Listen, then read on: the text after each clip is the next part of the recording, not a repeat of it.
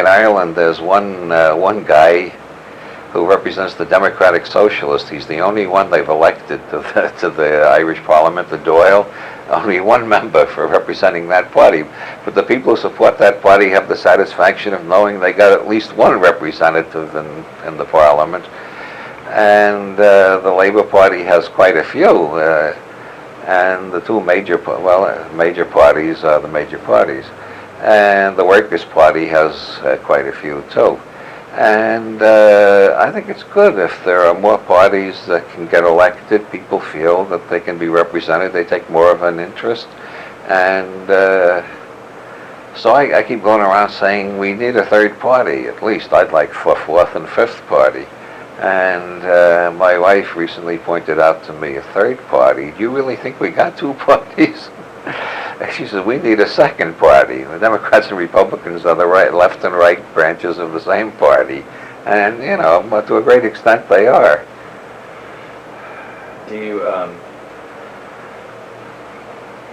you think that Perot or Clinton are genuine forces for change? That's certainly what they're trying to do. No, not in a major way, no. Perot is a billionaire. Clinton is supported by both foreign and American corporate money, the Bilderbergers, and a lot of big Wall Street firms. Bush is in with the oil crowd, and somebody said the only AFDC Bush believes in is aids for friends with dependent corporations, and you know, they all represent the same group basically. But still, I think it's worth voting because Bush represents the extreme right wing of the ruling class. He's allied himself with the most dangerous fascist elements. Jerry Falwell, Pat Robertson, Phyllis Schlafly, Pat Buchanan. I don't know how they left out David Duke and Hannibal Lecter. I mean, they got the most frightening people in the country all lined up there. And of course I'm going to vote against that. My position all along has been whoever is ahead, whoever has got the most votes outside of Bush, I'll vote for them, just because whoever seems most likely to defeat Bush. It seems to be Clinton, so I'll vote for Clinton. If Perot got ahead, I'd vote for Perot. Anything to get Bush out of there. I don't want this country in the hands of people like Buchanan and Phyllis Schlafly. I don't think there'd be much of the Bill of Rights left in another 4 years. Bush has done enough damage in his first 4 years. And we will have at least one new Supreme Court justice. I don't want the next Supreme Court justice appointed by Bush and with the consultation and advice of Pat Robertson and that gang. Do you think if you had to choose between, or if you had the choice between Clinton and Perot, do you have a preference? No, it may be that. As a friend of mine said a couple of weeks ago, by election day it's going to be Clinton and Perot. Bush will be so far behind. People say, oh, we can't waste our vote on him. It's beginning to look like that. Well, my attitude is whoever seems most likely to beat Bush, that's who gets my vote. I want Bush to have a long, happy retirement in Kennebunkport. I bear him no malice. He's a serial killer, and if we left him in the White House, he might kill again. But he's old and tired, and let him have a happy retirement. Send him back to Kennebunkport as soon as possible. Let him fish. Let him hunt. Watching the debate, I just had two words to describe him, and that was narrow and uninspiring, as far as not only his performance in the debate, but his whole presidency. Yeah, he looks like he knows he's going to lose. That's a bad thing for a politician. They all fight against it. They all try to look confident. But he's so far behind that it started to show in his face. He looks more and more like he's just going through the motions, and he really feels defeated. There's a film out now by the Empowerment Project that just kind of crystallizes probably why I would never vote for Bush. The Panama Deception. Are you familiar with that film? No, but I saw their first movie, the one about Iran-Contra, and General Secord, who's now written a book blaming everything on Ronald Reagan, which I think is hilarious. The wolves are devouring each other. Yeah, that was a very good movie, Cover-Up, but I haven't seen the Panama Deception yet. Panama Deception touches on the possibility of mass graves and soldiers pulling civilians out of cars and shooting them right there in the street, and the allegations are really pretty intense. The mass graves have reached the point where they've been shown on 60 Minutes. They showed film footage of them as well, and they also... But when it gets to 60 Minutes, when it gets to the major networks, the secret is really out at that point. The cover-up is falling apart. They juxtaposed commentary by this one general, I forget the guy's name, and the press secretary for the Pentagon, and him denying allegations of mass graves, and then they show film footage of mass graves. And then he denies, the general says that there was very little collateral damage, they hit the targets, and then basically it looks like aerial footage of the Dresden fire bombings, where they basically just torched all of El Chorrillo. Collateral damage itself symbolizes everything I find detestable about George Bush and about the American government in general in the last 30 years or so. When collateral damage, what does it mean? It means dead children and dead innocents in general. But they call it collateral damage. You were supposed to feel better about it. A pre-dawn strike, it sounds like an athletic event. It means killing people. These are horrible words they use to disguise what they're doing. What was the book that you said that it was, prior to 1947, they were calling the Department of Defense, Department of War? You thought that was, at least they were being honest? Yeah, from the foundation of the country until 1947, it was the Department of War. At least they were honest about what they were doing. Then in 47, the art of hypocrisy began to move forward rapidly. It became the Department of Defense. Just like shell shock became battle fatigue, and now it's post-stress traumatic syndrome. And more and more words, we use words more and more to conceal the facts rather than to reveal them. We don't have poor people. We have the disadvantaged, and they don't live in slums. They live in older inner city housing. It's incredible. So it's like dishonesty by clever semantics.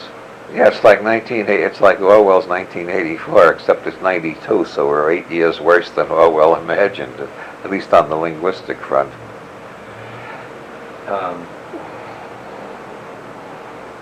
What book was that you referred to? The Department of War and some of. I forget, but I remember when they changed it. You got to realize, I've been around a while. Getting back to. I remember when you could get a haircut for $0.25. I remember when you can get into the movies for 10 cents. Would you believe it? That was in my lifetime. You ought to look sometime at an excellent movie by Billy Wilder, written and directed by Billy Wilder, called Double Indemnity. And it has a line that'll knock you on your ass. Fred McMurray is the narrator, and he's approaching a house, and his voice on the soundtrack said, "I could see they had lots of money. That house must have cost at least $30,000. And you look at it, it's the kind of house that sells for $1.5 million now. That's how this country has changed in my lifetime. Getting back to Wilhelm Reich, when they burned his books and notes, were there any material that were lost? Yeah, possibly. There's a lot of debate about that. There's a book called Creation, his last book, and there are different reports about whether that's lost or it's in the Reich archives. And there's even a wild story that Russian agents stole it. But I'm very dubious about that one.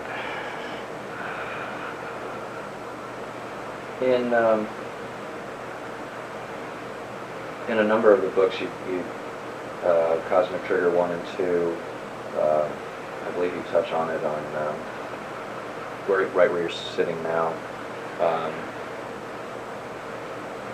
Tantra and sex magic, are those the same, basically the same? Is there a difference between the two of those? They overlap.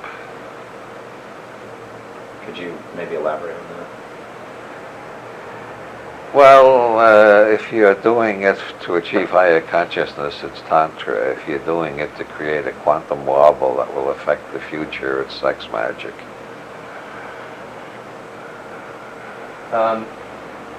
Personally, I mentally, let's see.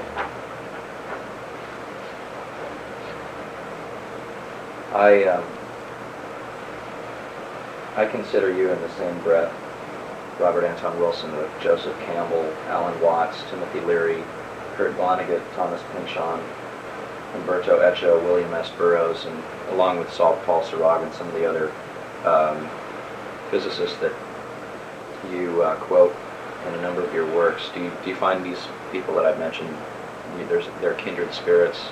Yes, I think almost all of them are personal friends, except Pynchon. I've never met him. He's kind of a recluse. Maybe I have met him and I didn't know it. He's so careful about never having his picture taken. Who knows? Maybe he goes around using different names. I've met him at several parties and never realized it. I often wonder about that. But I mean, do you see similarities in your work between, oh yes, between Kurt Vonnegut and Pynchon? And very you much. Guys go along a lot of the same themes. Very much so. Pynchon, Vonnegut, Tom Robbins, Burroughs, and myself are all very much along in the same general area, whatever area that is. Guerrilla ontology, deconstructionism, postmodernism, whatever you want to call it. Why do you think there's so much, for me, Cosmic Trigger 1 and Cosmic Trigger 2, I think on a lot of levels, one level for me is it demystifies you. I mean, because you get a really sense of who you are, I think, through these two books. Why do you think there's still a lot of controversy, and just because maybe you're honest? You think surrounding why there's a lot of controversy surrounding you? Well, I didn't know there was Or a lot of is there? I mean, controversy. I have a perception. There's some controversy, but I don't think there's a lot of controversy. I think I've been fairly lucky, and I've been attacked very rarely, and only by people so stupid that nobody can take them seriously, thank God. I don't hold any grudges. I've noticed the people who write their attacks on me, generally, after a while they develop wobbles and vision problems, and their brain starts to go, and pretty soon they have all the symptoms of Alzheimer's and they die young. But I don't know why that is. It's just some weird coincidence that I can't figure out, but I never attacked them back. I just ignored them. I think you said, and right where you're sitting now, that you've only had really 4 bad reviews of the Illuminatus trilogy, and they all stopped around page 60 and couldn't finish. Page 50. Page 50. That was funny. Yeah, they all said that. They quit at page 50. I looked at page 50 several times to try to figure out what stopped them there.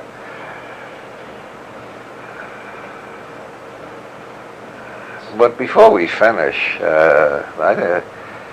I've been, the last couple of days, I've been turning on talk radio several times to find out if anything new and exciting is happening in the election. And all I ever hear, this has been going on for 2 days now, no matter when I turn on, there are people arguing about Madonna's new book. And that is the major topic on San Francisco talk radio. And I think it's a really fascinating cultural phenomenon. It shows the moral sense is not dead in this country. It's just crazy. It's deranged, but still alive. Here we have a country where the president goes down to Panama to get rid of his dope dealer and kills God knows how many thousand people, engages in a campaign of lies, covers up the mass graves of which the news has gradually crept out. Then he goes over to protect his son's oil wells in Bahrain and murders 300,000 people over there. And nobody thinks that's a moral issue. But it's a moral issue when a satirical singer does a parody of her own sexual fantasies. That's a moral issue? That's a moral issue? That's not a moral issue to me. Everybody has goofy sexual fantasies, men and women both. This has been known for a long time. It's not a hot news flash. People should look into Freud. And everybody has these kind of fantasies. And she did a very funny book, like her videos are all. Most people don't realize what a great sense of humor Madonna has. There's a sharp satirical edge in everything she does.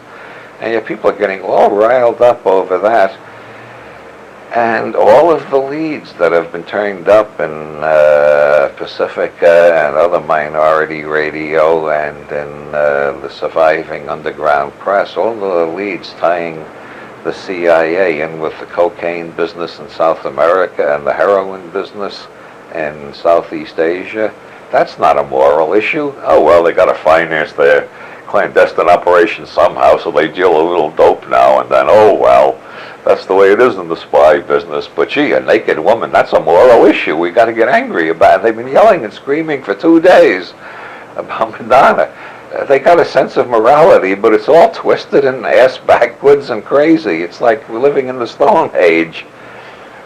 They were discussing that on a rock station I was listening to on the way over here, KDBK in San Francisco, and I guess the consensus were for most of the male audience that's seen it so far that it really wasn't that big a deal, and that didn't go nearly as far as Swank or Penthouse or some of the other magazines that they're used to. So it was kind of a letdown for the male population. At least that's what they were saying on the. They said it was kind of anticlimactic. They were describing it on the station. I mean, that ties in, I guess, with the big controversy about Sinead O'Connor tearing a photograph of the Pope in half on national television. Well, she's not the only one to have a low opinion of the Pope. She just expressed it in a more public place. But Bob Marley, whose song she was singing, he said in an interview several years ago, he said the Pope is the godfather of the mafia, imperial wizard of the Ku Klux Klan, and general all-around antichrist. And that is the Orthodox Rastafarian evaluation. The Pope blessed Mussolini's troops when they went into Ethiopia to kill the reincarnation of Jesus Christ, as they say it. They believe Haile Selassie was the reincarnation of Jesus Christ. The Rastafarians do. Yeah, and the Pope sent the Italian troops in there to take over the country and kill him. He escaped narrowly. And so they've always felt the Pope is the Antichrist. Most fundamentalist Protestants believe the Pope is the Antichrist. As for me, I'm not superstitious. I don't believe in antichrists and things like that. But the fact is, this guy goes to Africa, the Pope. He goes to Africa. What are the 2 major health problems there? AIDS and overpopulation. People dying of starvation because of overpopulation. So what does he tell them? Don't use condoms. If the World Health Organization had any honesty or any courage at all, they would declare him public health problem number 1 and have him locked up before he can do any more harm. I'm glad she tore up his picture. I think every woman in Ireland with a brain would love to tear up his picture. They'd love to tear him up, as a matter of fact. I lived in Ireland, I know.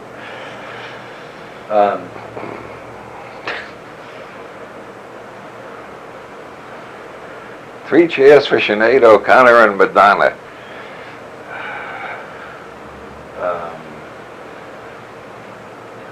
I lost my train of thought there. And Bob Marley.